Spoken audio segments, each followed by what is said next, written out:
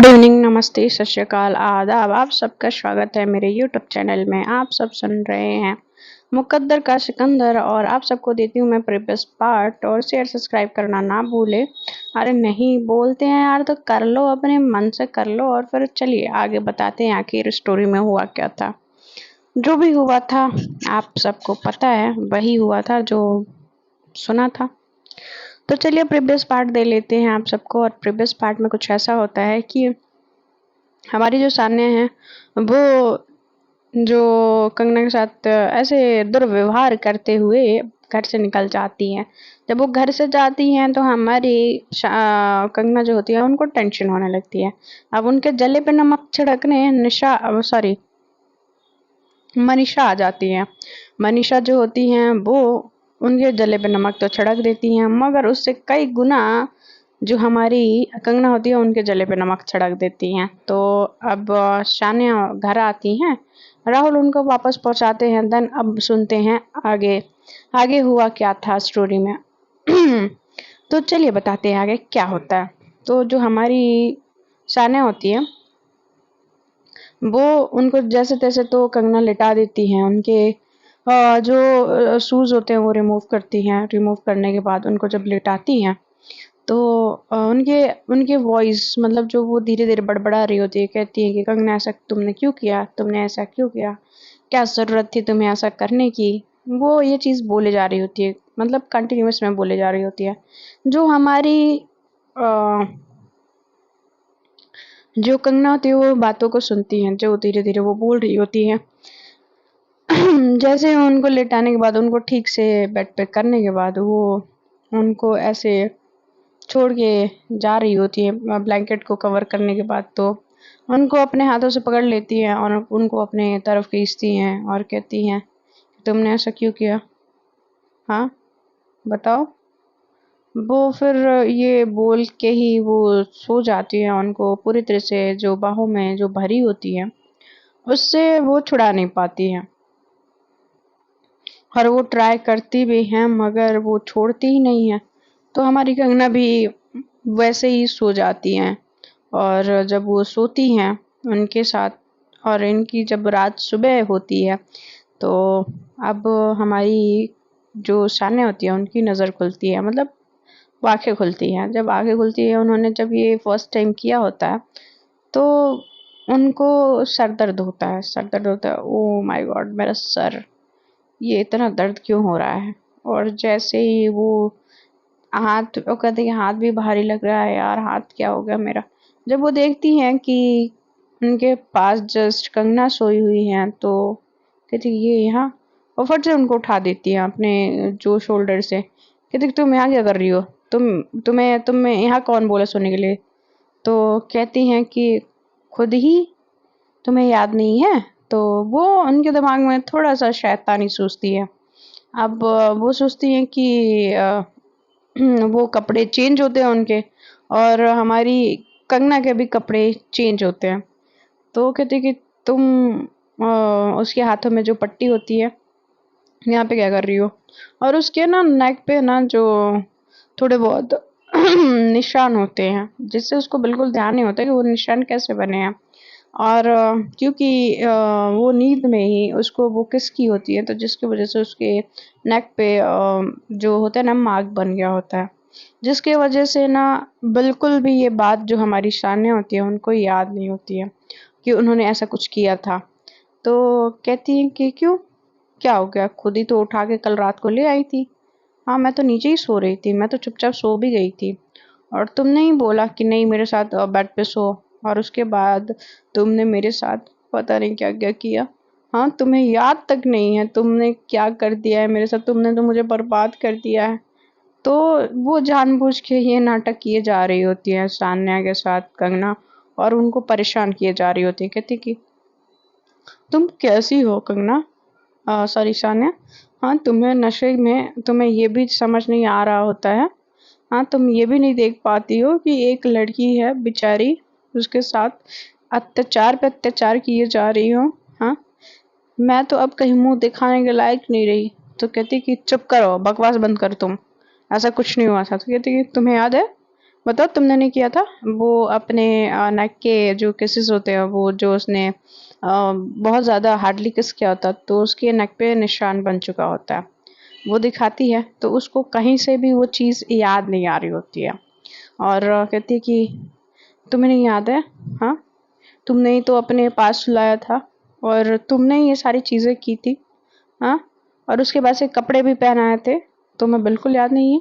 हाँ, तुम ऐसे कैसे भूल सकती हो सान्या?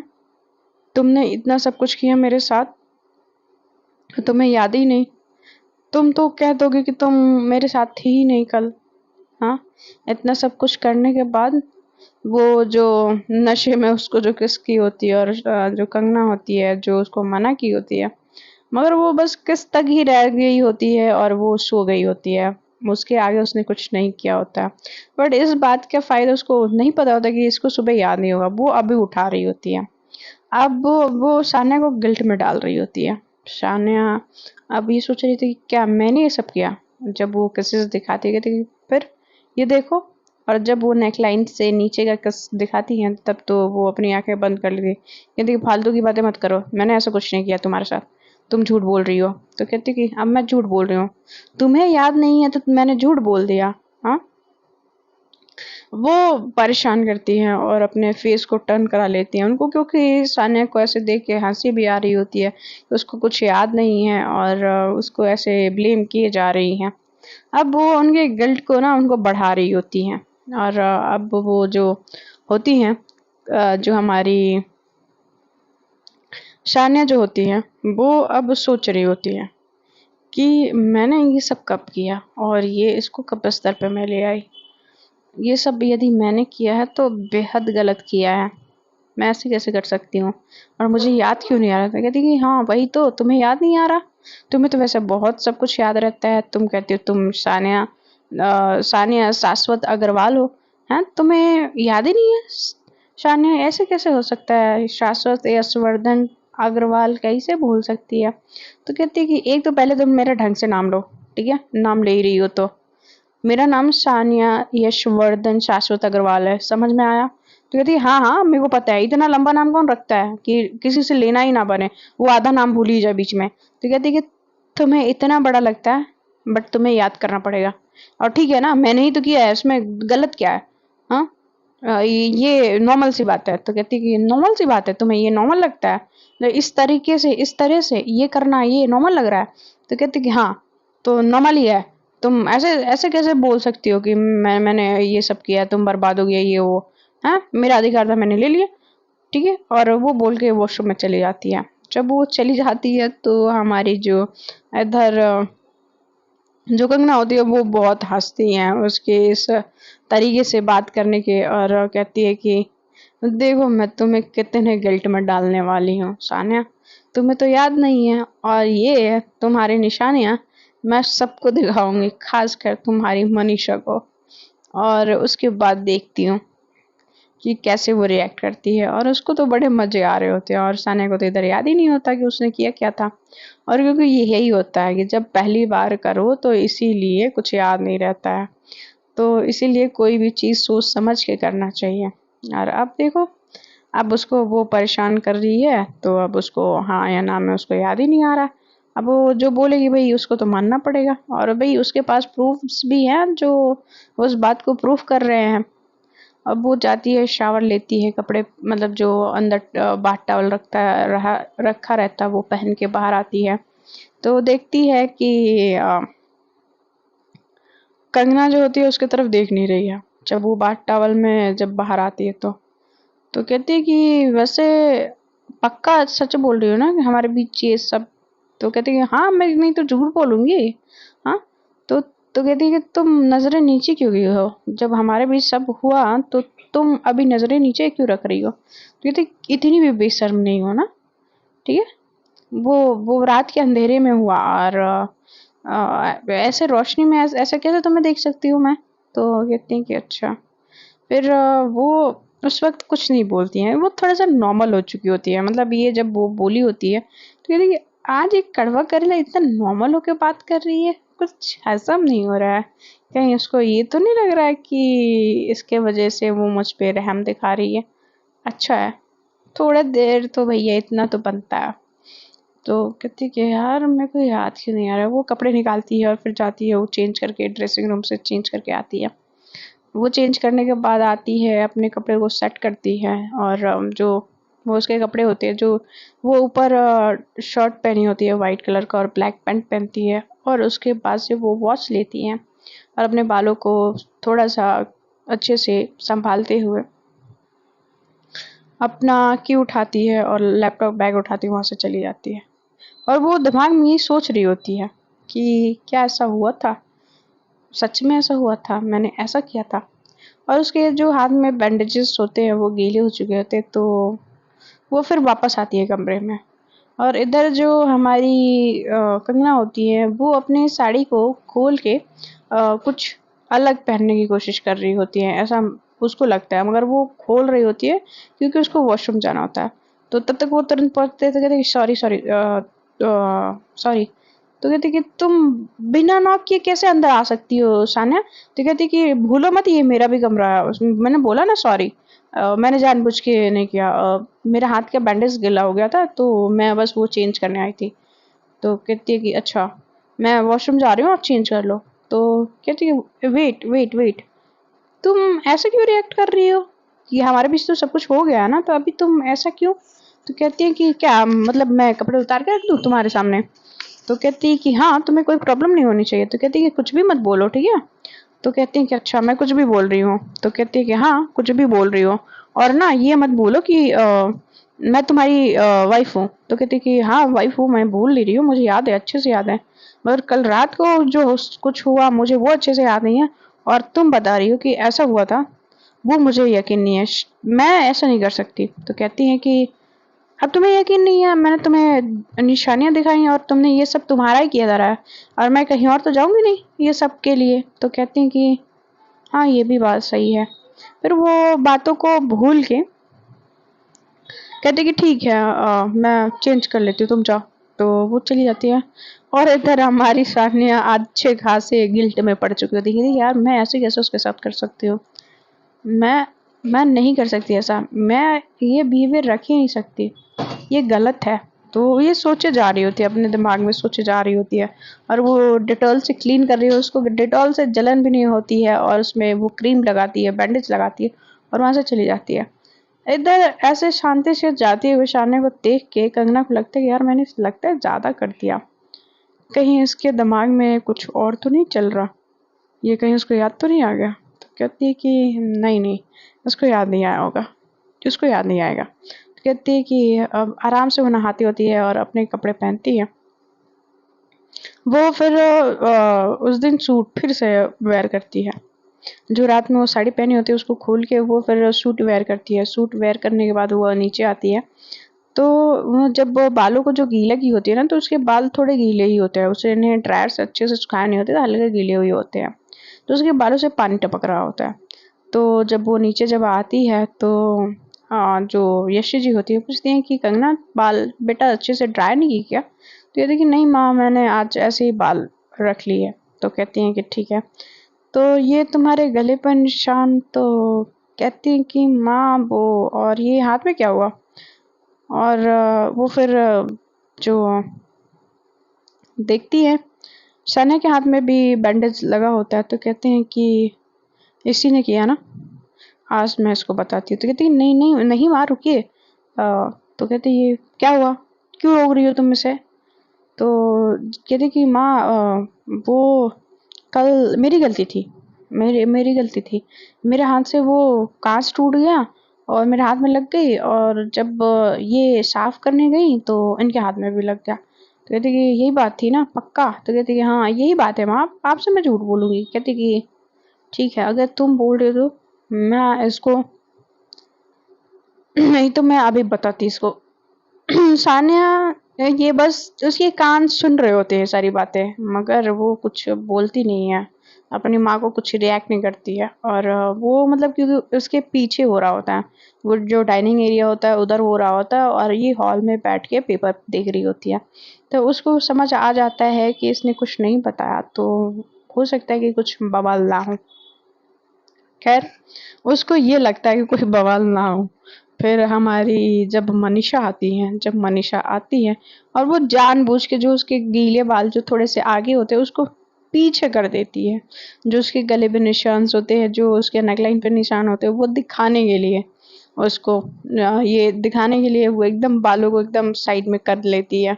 जब हमारी चलते हुए मनीषा आती हैं, जब वो देखती है कि वो हॉल में है और ये नीचे ये डाइनिंग एरिया में है, तो कहती है कि कुछ तो हुआ है दोनों में, ये इतने दोनों शांत है, कुछ तो बात है। इसके मनीषा के दिमाग में चल रहा होता है और कहती है कि गुड मॉर्निंग गाइस। वो गुड मॉर्निंग बोलती है, गुड मॉर्निंग माँ सबको बोलती है, गुड मॉर्निंग सबको बोलती है। तो सबको ही गुड मॉर्निंग विश करते हैं। अंशु आती है, अंशु कहती है कि दीदू, तो कहती है कि हाँ मुझे आपसे एक हेल्प चाहिए थी। तो कहती है कि बताओ क्या हेल्प चाहिए थी। तो कहती है कि वो आप वो कॉलेज में थे तो दिपेश को जानते थे ना। तो कहती है कि हाँ। तो कहते हैं कि एक बार हम उससे बात कर लेते और मेरे कुछ नोट्स के इश्यूज हैं तो वो सॉल्व करवा देता। तो कहती हैं कि ठीक है मैं बात कर लूँगी, पर तुम्हें नोट्स में इश्यूज क्यों आ रहे हैं। तो कहती हैं कि तुम कॉलेज नहीं जा रही हो। तो कहती है कि नहीं मैं जाती हूँ, मगर मुझे वो जो नोट्स मिल रहे हैं ना वो समझ नहीं आ रहे हैं। तो कहती है ठीक है मैं बोलती हूँ उसको। वो दीपेश को कॉल लगाती है और दीपेश से बोलती है। दीपेश जो होता है कहता है कि ठीक है दी आप भेज देना अंशु को। तो कहती है कि ध्यान रहे वो मेरी बहन है, अगर उसके साथ कुछ छेड़छाड़ किया ना तो तुम्हारे लिए अच्छा नहीं होगा। वो बड़े लो वॉइस में बोलते हैं, किसी के कान तक वो बात नहीं जाती है। फिर उसके बाद हमारी शानिया उठती हैं वहां से और अपने टेबल पे आके बैठती हैं। सब लोग ब्रेकफास्ट के लिए बैठ चुके होते हैं। तो जब वो बालों को किनारे करके रखी होती है और ऐसे ही उसके नेकलाइन पे और निशान जो बने हुए होते हैं वो दिख रहे होते हैं। वो निशान जो होते हैं, जो हाथ पे चोट लगी होती है, वो सारी चीज़ें अंशु भी देखता है। जो अंश भी देखता है, अंश देखने के बाद उसको बहुत ज़्यादा गुस्सा आता है। वो अपनी बहन को घूर के देख रहा होता है जैसे वो अभी खा ही जाएगा। तो शाने बोलती है क्या हुआ अंश, ऐसे क्यों देख रहे हो। तो कहती है कि कुछ नहीं, और वो उससे कुछ नहीं बोल के वो अपने प्लेट की तरफ देखने लगता है। तो फिर ये एक सिचुएशन होता है कि खाना सबको सर्व किया जाता है, खाना सब सर्व हो जाता है, सब एक मतलब सर्व कर देते हैं। तो हमारी जो मैडम होती हैं, जो कंगना होती हैं, वो मतलब खाना सबको सर्व कर चुकी होती हैं। मनीषा बैठ चुकी होती है, वो भी बैठ जाती है। तो एक का ये होता है ना कि जो मनीषा होती है वो उसके साइड में बैठी होती है, राइट साइड में, और जो कंगना होती है उसके लेफ्ट साइड में बैठी होती है। और उसके बाद अंश बैठा होता है, फिर ऐसे करके लोग बैठे होते हैं डाइनिंग टेबल पे। तो हमारी जो सानिया होती हैं उनको ना खाते वक्त ठसका लगता है। तो उनके सामने 3 ठो ग्लास आ जाती हैं पानी के लिए। एक तो उनकी माँ की होती है और दूसरी जो ग्लास होती है वो सान्या देखती हैं कंगना की होती है और तीसरी गिलास मनीषा की होती है। जब ये सीन होता है तो जो शाश्वत जी होते हैं और संध्या जी होते हैं वो देख रहे होते हैं कि ये क्या है, और जो सीमा होती हैं वो भी देख रहे, सब लोग मतलब देख रहे होते हैं कि ये क्या। तो जो हमारी सान्या होती है वो अपने माँ के हाथ से जो ग्लास रहता है पानी का वो ले लेती है और बाकी दोनों को इग्नोर कर देती है। तो दोनों को ही सेटिस्फेक्शन रहता है कि उसका नहीं लिया और उसका भी नहीं लिया, वो अपनी माँ का ग्लास लेके पी लेती है।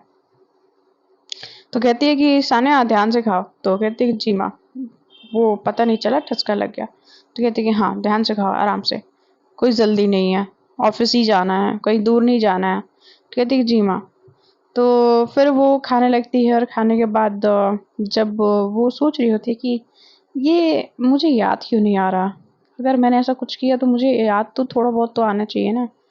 अ, मुझे ये तो याद है कि मैं जब घर आई थी तो राहुल लेके आया था और कंगना ने मुझे संभाल के घर लेके गई रूम तक। रूम में जाने के बाद जो चीज़ें हुई वो मुझे क्यों नहीं याद आ रहा, ऐसे कैसे नहीं याद आ रहा। वो सोचे जा रही होती है अपने दिमाग। वो कहती है कि ऐसा कैसे हो सकता है कि मुझे याद ना आए। तो वो उसकी माँ जब देखती है कि वो थोड़ा सा सोच रही है, उसके दिमाग में चल रहा है कुछ, तो कहती है कि क्या वो सनी, हाँ सब ठीक है ना, क्या सोचे जा रही हो तब से, खाना खाओ। खाने पे ध्यान नहीं है, अभी ठसका लग गया, अभी फिर से गले में अटकेगा। तो कहती कि नहीं माँ, मैं वही कर रही थी, खा ही रही थी। तो कहती है ठीक है, आराम से खाओ, अच्छे से खाओ। तो कहती है हाँ, मैं आराम से ही मैं खाती हूँ। तो फिर उसके बाद से वो खाने के बाद वो बस सोचे जा रही होती है, बस उसके दिमाग में वो सारी चीजें चले जा रही होती है, चले जा रही होती है कि ये क्या है, ये क्यों है। फिर उसके बाद जो होता है कि जो हमारी कंगना होती है, वो अब ये सोच रही होती हैं कि ऐसा क्या करूँ जिससे कि ये सारी चीज़ें मुझे पता चल जाए। सानिया ये सोची जा रही होती है अपने दिमाग में, और फिर वो बहुत ज़ोर डालती है अपने दिमाग में, बहुत ज़ोर डालती है, उनको कुछ याद नहीं आता है। कंगना अच्छे से समझ रही होती है कि सानिया अपने दिमाग पे जोर डाल रही है कि रात को क्या हुआ था वो याद आ जाए। और इधर जो मनीषा होती है वो भी देख लेती है उसके नेक पे कि मतलब निशान बने होते, मतलब इन दोनों के बीच सब कुछ हो गया है। उन दोनों को ये अंदाजा हो जाता है, जबकि ऐसा कुछ नहीं हुआ होता है। वो जो ये लोग सोच रहे होते हैं वो जानबूझ के वो दिखा रही होती है कि सबके समझ में ये आए कि इन दोनों के बीच सब कुछ नॉर्मल है। अब बात आती है कि अब इन दोनों में तो चलो ठीक है, मनीषा और अंश परेशान होते तो ठीक है, मगर इसमें सान्या को भी लपेट ली होती है कंगना, वो अलग ही बात होती है, अलग ही लेवल पे जा रही होती है। फिर खैर वहां से सान्या जो उठती है खाना खा के और कहती है कि माँ मैं ऑफिस जा रही। तो कहती है कि ठीक है बेटा, ध्यान रखना। वो चली जाती है अपने ऑफिस, और उसके बाद वो सोचते हुए जा रही होती है, उनके दिमाग में सारी चीजें चलती रह रही होती हैं कि वो उनको याद नहीं आ रहा होता है। वो कोशिश कर रही होती है याद करने की, बट वो फिर भी याद नहीं आ रहा होता। अब वो करे तो करे क्या भाई, ऐसा क्या करे जिससे उनको पूरी तरह से बात याद आ जाए। तो वो जब वो जा रही होती है ऑफिस, तो वो राहुल को कॉल करती है, कहती है राहुल। तो कहते हैं कि हाँ, तुम मुझे घर कब लेके आए थे। तो कहा कि मैम 2 बज गए थे। तो कहते हैं कि ठीक है, तुम ऑफिस आ रहे हो। तो कहती है कि हाँ मैं ऑफिस आ रहा हूँ मैं। तो कहते हैं ठीक है रखो फ़ोन। तो वो फ़ोन रख देता है। और फिर इधर जो हमारी मनीषा होती हैं, जब वो ऐसे बर्तन को सब लोग नाश्ता करके चले जाते हैं, तो इधर जो शाश्वत जी और संध्या जी कहती है कि ये घर का माहौल कैसा होता जा रहा है संध्या जी। आप देख रही हैं कि सान्या को ठसका लगा तो चलो उसकी माँ और उसकी बीवी का तो ठीक है, मगर मनीषा क्यों। मुझे ये सब चीज़ें ना ठीक नहीं लग रही हैं। हम आपसे कह रहे हैं कि आप बात करिए, घर में चल क्या रहा है, और इस तरह से चला तो हमारे घर का माहौल खराब हो जाएगा। सीमा जी तब तक आती हैं, कहती हैं कि बाबूजी घर में पता ही है आपको, हाँ, कि जब कंगना ने शाना की शादी एक्सेप्ट कर ली, तो नहीं तो मेरे बेटे से होने वाली थी, और ये सब चीज़ें तो होना लाजमी है, अब तो ये सब होगा ही। तो वो ये बोल के चली जाती है सीमा। और जब ये सब सुनते हैं शाश्वत जी, तो कहते हैं कि संध्या जी हम नहीं चाहते हमारे घर में ऐसी चीज़ें हों, और आप इस बात को ध्यान नहीं दे पा रही है ना, तो जल्दी वो दिन दूर नहीं कि हमारे घर में बहुत जल्दी ही सब अलग होने वाले हैं। तो कहते हैं कि ऐसी बातें मत करिए जी, आप कैसी बातें कर रहे हैं। तो कहते हैं कि हाँ, कैसी बातें नहीं कर रहा हूँ, मैं सच बता रहा हूँ, तुम्हें नहीं समझ आ रहा है, बट मुझे ये सारी चीज़ें दूर से ही दिख रही हैं, जल्दी समझ लो ज़्यादा बेहतर है। तो कहती हैं कि नहीं नहीं, मैं यशी से बात करूँगी। कहते हैं कि हाँ, उन दोनों के बीच जो भी है वो अलग है, मगर घर में बंटवारा नहीं होना चाहिए। तो कहती हैं कि नहीं होगा जी, आप ऐसे अशुभ बातें ना करें।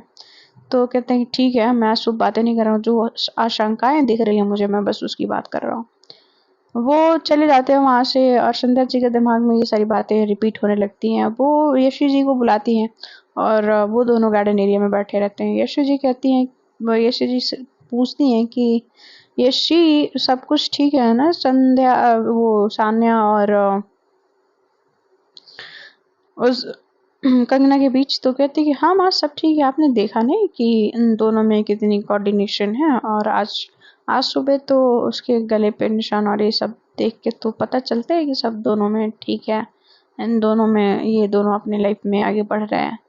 तो कहती हैं कि पक्का ना ये सच है। तो कहती कि हाँ माँ बिल्कुल, बट उसके दिमाग में ये रहता है कि सान्या इतनी जल्दी चीज़ों को नहीं भूलने वाली होती है, और जिस तरीके से वो कंगना से उस दिन बात करते हुए उसको देखी होती है, उस हिसाब से नहीं लगता है कि ये सारी चीज़ें आज हुई होंगी। बट वो सामने चीज़ें होती हैं तो उसको भी एक्सेप्ट करने से अब परहेज तो हो नहीं सकता। तो वो भी मान ही लेते कि हाँ शायद सच है। और इधर सानिया जो है परेशान है। ऑफिस में जाने के बाद भी वो हज़ारों फाइलों को लेने के बाद भी उनके दिमाग में वही सारी चीज़ें चल रही होती हैं कि मैंने ऐसे कैसे कर दिया उसके साथ, और मुझे याद नहीं है ये सब किया मैंने, मगर मुझे याद नहीं है। और मुझे पहने की क्या ज़रूरत थी कि मुझे याद ही ना हो।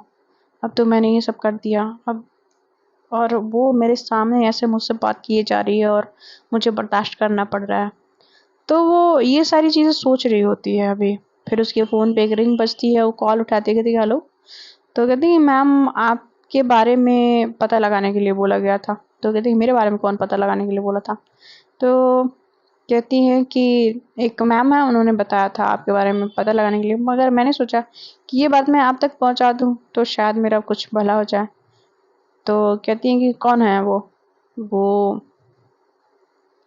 जो होती हैं और कोई नहीं, मनीषा होती हैं। और मनीषा का जब नाम सुनती है तो कहती है कि मनीषा, मनीषा सुधर जाओ यार, ठीक है तुम ऑफिस आके अपना पेमेंट लेके जाओ। वो फ़ोन रख देती हैं और फिर काम करने लगती हैं। इधर जो कंगना होती हैं वो वर्धन जी के पास जाती हैं। वर्धन जी के पास जा रही होती हैं, तब तक बीच में जो यशी जी होती हैं उनको रोक लेती हैं। यशी जी रोकती कहती कि बेटा इधर आओ। तो कहती हैं कि बेटा सच में तुम दोनों में सब ठीक है ना, कुछ गड़बड़ तो नहीं? तो कहती कि हाँ माँ सब ठीक है, आपको क्यों लग रहा है? तो कहती कि नहीं मैं बस पूछ रही हूँ, अगर तुम्हारे बीच और शान्या के बीच कुछ हुआ है या कुछ बात है तो बता दो मुझे। कहती कि नहीं माँ सब ठीक है, आप फालतू में टेंशन ले रहे हो। तो कहती कि ठीक है, जो बोले हो मैं मान लेती हूँ। तो कहती कि माँ वो पिताजी कहाँ हैं? तो कहती है वो अपने कमरे में है। तो कहती हैं कि ठीक है। तो वो चली जाती है वहाँ से। और फिर से वो रास्ते में मनीषा टकराती है। तो कहती है कि देख के नहीं चल सकती? तो कहती कि मैंने तो अच्छे से ही देखा था, बट देवरानी जी आप ही को मैं दिखाई नहीं दे रही हूँ। इतनी लंबी चौड़ी हट्टी कट्टी लड़की आपको नहीं दिख रही है, तो अब कैसे मैं बताऊं आपको? तो कहती हैं कि हाँ वो तो मुझे दिख रहा है, हट्टी कट्टी लड़की। तो कहती कि ओह सॉरी, मैं लड़की खुद को बोल दी, मैं औरत हो गई हूँ ना। तो कहती हैं सॉरी सॉरी सॉरी। और वो कहती हैं कि ज़्यादा बनो मत। तो कहती कि मैं कहाँ बन रही हूँ, रास्ते में तो आप आई हैं देवरानी जी, और आपको लगता है कि आप ऐसे मुझसे टक्कर मारती रहेंगी तो क्या मुझे दर्द होगा? तो आई थिंक आपको इस टाइम ज़्यादा दर्द हो रहा होगा। क्यों? ये सारी निशानियाँ देख के। तो कहते कि हो ही नहीं सकता कि तुम्हारे साथ कुछ हुआ हो। तुमने ये निशान वो तुम्हारे वो गले पे रगड़ने के लिए आती है। तो कहती कोशिश भी मत करना, समझी? और ये निशानियाँ जो भी है असली हो या नकली हो, तुम्हें दर्द तो हो रहा है, ठीक है? अब सोचो अगर तुम्हारे सामने अगर शान्या मुझे ऐसे कर दे तो भाई कितना दर्द होगा, और तुम्हें इस दर्द में देख के मुझे बड़ा मजा आएगा। तो कहती हैं कि ना ज़्यादा उछलो मत करना। कहते हैं ना कि ज़्यादा पानी में रह के मगरमच्छ से बैर अच्छा नहीं होता। तो कहती हैं कि अच्छा आप खुद को मगरमच्छ कह रही हैं देवरानी जी? ऐसा हो नहीं सकता, ठीक है? शायद आप भूल गई हैं कि बड़ा वाला मगरमच्छ ना मेरे साथ ही रहता है। तो वो ये बोलते हुए अपने बालों को ऐसे झटकाते हुए चली जाती है उनके सामने से, और फिर वो जाती हैं, दरवाजे पे नॉक करती हैं और कहती कि पिताजी मैं अंदर आ जाऊँ? तो कहते हैं कि हाँ आ जाओ बेटा। आज मेरे रूम का रास्ता कैसे याद रह गया? तो कहती हैं कि डैड मुझे ना कुछ बात करनी थी आपसे। तो कहते हैं कि हाँ हाँ बोलो बोलो क्या बात करनी थी? तो कहते हैं कि आपको अगर बुरा लगा तो कहते हैं अरे कोई बुरा नहीं लगेगा। अपनी बेटी की बात का मुझे कैसे बुरा लग सकता है? और तुम्हें अपनी बेटी मानी है, सिर्फ माना नहीं है, तुम मेरी बेटी हो तो तुम मुझसे कुछ भी बोल सकते हो बेझिझक। तो कहती हैं कि ओके मैं ये बोलना चाह रही थी। तो कहते हैं हाँ क्या बोलना चाह रही थी? कि क्या आपका कोई ऐसा फ्रेंड है जिसे आप जानते हैं और अभी भी फ्रेंड हो? तो कहते हैं कि हाँ मेरे सारे फ्रेंड्स अभी भी फ्रेंड है। तो कहते हैं कि शायद किसी के साथ आपने बिजनेस स्टार्ट किया हो और फिर अचानक से उससे अपने सारे नाते तोड़ लिए हो। तो वो जब ये बोलती है तो वो जो होते हैं ना वर्धन जी, वो चुप हो जाते हैं, शांत हो जाते हैं। और जो हमारी कंगना होती है वो बोल रही होती है, उन बातों को सुनते ही जो वर्धन जी होते हैं उनके चेहरे का जो रंग होता है, जो हाव भाव होते हैं, वो बिल्कुल चेंज होने लगते हैं। जब इनके हाव भाव चेहरे के चेंज हो रहे होते हैं तो हमारी जो कंगना होती है वो देख रही होती है कि अचानक से क्या हो गया पिता को, मतलब पिताजी को। और फिर वो कहते हैं कि क्या आप जानते हैं ऐसे इंसान को पिताजी? तो कहते हैं कि मैं वो, चलिए फ्रेंड्स मैं भी कल मिलूंगी, बाय बाय, गुड नाइट।